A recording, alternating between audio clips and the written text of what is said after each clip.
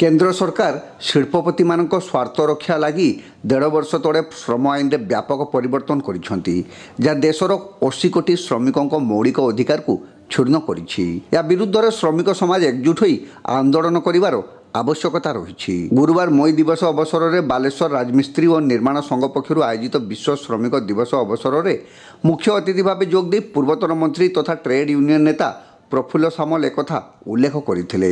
एकदा अविभक्त बालेश्वर श्रमिक नेता स्वर्गत अरुण दे श्रमिक मानक न्याय्य दाबी हासिल पर श्रमिक मानक एकजुट कर जिला प्रशासन और सरकार को दोहलाई देउथिले। तांकर अवर्तमान में बालेश्वर श्रमिकों अनेक समस्या थिले मध्य प्रतिवादर स्वर शाणित हो पारु नाही।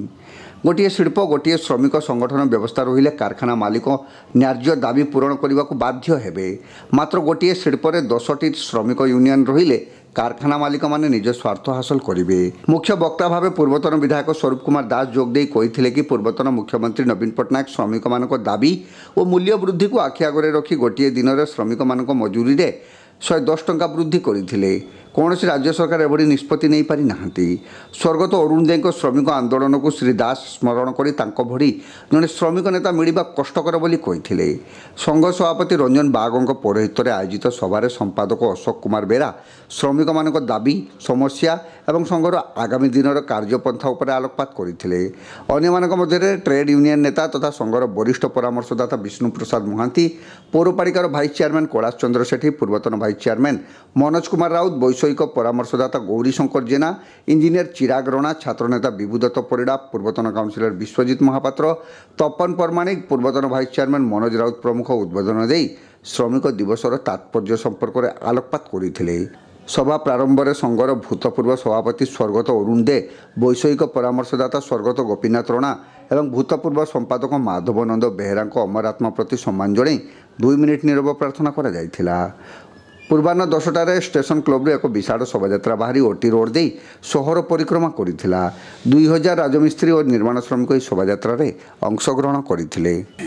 बालेश्वर राजमिस्त्री निर्माण श्रमिक संघ जे कि 1990 प्रतिष्ठा होती अशोक बाबू कहते जे बहुत समस्या दे गति करुच्ची।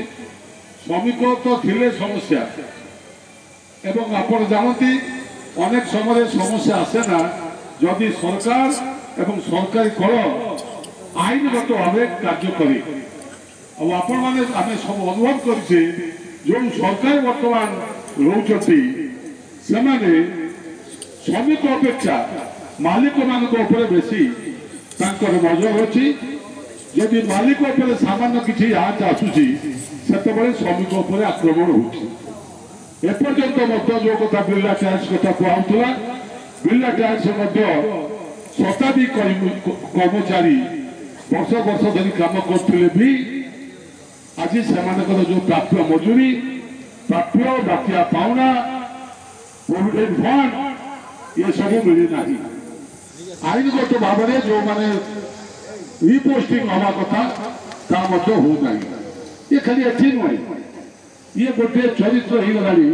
आम फेरी जा जो कथा कहते रंजन बाबू जे आमर गोटे समय थिला जो समय श्रमिक बोली गोटे शब्द नथिला। राजमिस्त्री निर्माण श्रमिक संघ आमर दिवंगत नेता अरुण यार सभापति देहांत पर मत संघर सभापति भाव में निर्वाचित कराई। तबे आज अरुण दे जो भाव में श्रमिक श्रेणी मेहनती मनीष स्वार्थ रक्षा जो कार्य करुले आम मेन्टेन करने चेष्टा करूँ कि भाव में साधारण मनीष खटिकिया श्रमिक राजमिस्त्री एवं कुली माने न्याय पाई परिबे ये संगठन एक शाणित अस्त्र भाव में कार्य करुचे एवं आगामी दिन कार्य करिबे।